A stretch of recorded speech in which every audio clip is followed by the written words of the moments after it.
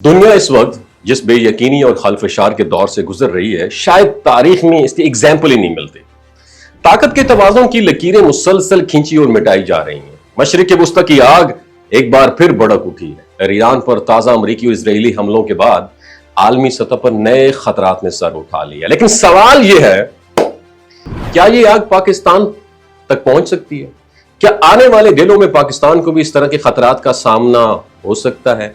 इस पूरी सूरत हाल को समझने के लिए हमें अमेरिका और इजराइल की उस स्ट्रैटेजी को समझना होगा जिसे वो क्वालिटेटिव मिलिट्री एज कहते हैं। इस पॉलिसी के तहत अमेरिका जो है अपने इत्तेहादी इजराइल को हमेशा अपने दुश्मनों से जदीद और आला दिफाई सलाहियतें देने के लिए तैयार रहता है ताकि इजरायली खित्ते में हर वक्त अपनी अस्करी बर्तरी कायम रख सकें।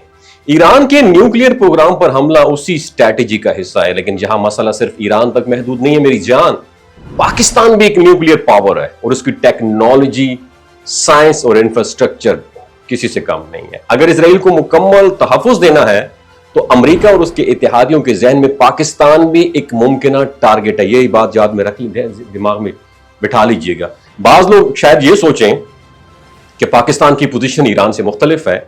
बिलाशुबा पाकिस्तान ने ईरान के मुकाबले में कहीं ज्यादा होशियारी और बैनुल अक़वामी तवाज़ुन के साथ अपने जौहरी प्रोग्राम को आगे बढ़ाया। पाकिस्तान ना तो NPT nuclear non proliferation treaty जो होता है उसका पार्ट बना और ना ही उसने अपने हसास तरीन मुकामात को इस हद तक दुनिया के सामने ओपन किया जिससे ईरान ने किया।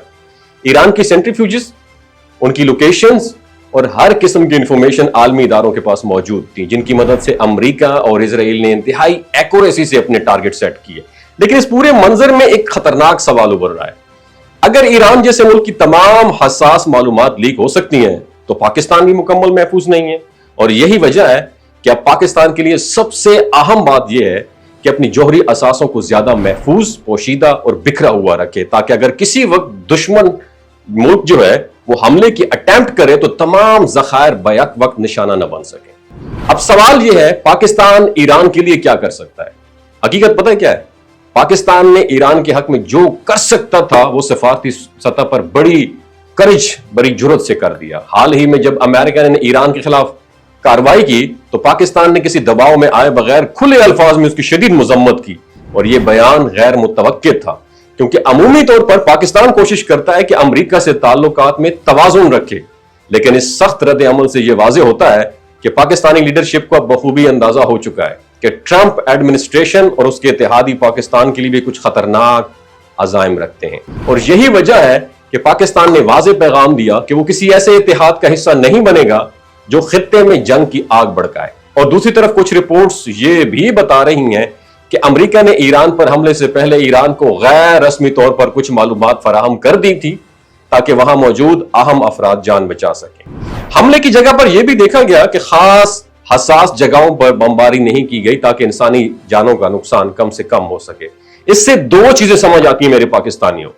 एक तरफ अमेरिका अपने फौजी मकासद हासिल करके दुनिया को सख्त पैगाम देना चाहता था और दूसरी तरफ वो ईरान को मुकम्मल दीवार से लगाने से फिलहाल अवॉइड कर रहा है ताकि सफारती दरवाजे मुकम्मल बंद ना हो। बाज माहिरीन इसे अमेरिका और इजराइल की फेज 7 स्ट्रेटेजी भी करार दे रहे हैं कि वो जंग को मुकम्मल जंग में तब्दील किए बगैर अपनी ताकत का मुजाहरा करना चाहते हैं। लेकिन ये हिकमत अमली स्ट्रेटेजी आर्जी है।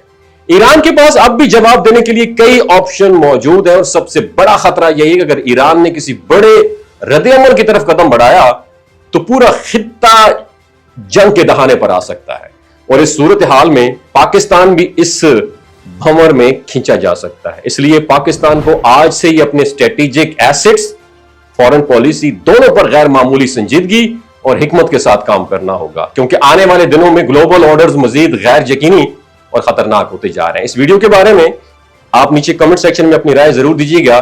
क्या ईरान के बाद पाकिस्तान के लिए भी खतरा पैदा हो सकता है कि नहीं पैदा हो सकता? बहुत शुक्रिया। ये जो गिलगित बल्तिस्तान के लोग होते हैं ना, इनकी एवरेज उम्र 90 साल से भी ज्यादा होती है। You know why?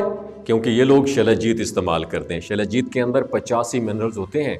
अगर आप चीजों को जल्दी भूल जाते हैं, मर्दाना कमजोरी महसूस करते हैं, औलाद जैसी नेमत से महरूम है और आप स्पर्म काउंट आपके कम है, टेस्टोस्टेरोन हार्मोन इम्बैलेंस है, आप सदाबहार जवान नजर आना चाहते हैं, खून की कमी को दूर करना चाहते हैं, हड्डियों जोड़ों के दर्दों से निजात हासिल करना चाहते हैं, موٹاپا کم کرنا چاہتے ہیں تو ڈاکٹر اسد محمود کی پیور اینڈ نیچرل شیلاجیت ضرور استعمال کریں.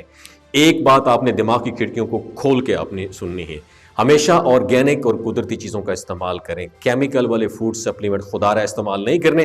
اگر آپ ڈاکٹر اسد محمود کی پیور اینڈ نیچرل شیلاجیت کو آرڈر کرنا چاہتے ہیں, نیچے دیے گئے نمبر پر واٹس ایپ کریں. 3 باتوں کا خیال رکھنا ہے: ہائی بلڈ پریشر میں مبتلا افراد, خواتین جو پریگننٹ ہیں, اور 15 سے 20 سال کی جو نوجوان نسل ہے جو غیر شادی شدہ ہیں, اپنے سیکشول پاور کو بوسٹ کرنے کے لیے استعمال کرنا چاہتے ہیں تو ڈاکٹر کے ایڈوائس کے بغیر استعمال نہ کریں. باقی سارے لوگ بے دھڑک گرمی اور سردیوں میں استعمال کر سکتے ہیں. اپنا بہت خیال رکھیے گا. اللہ حافظ.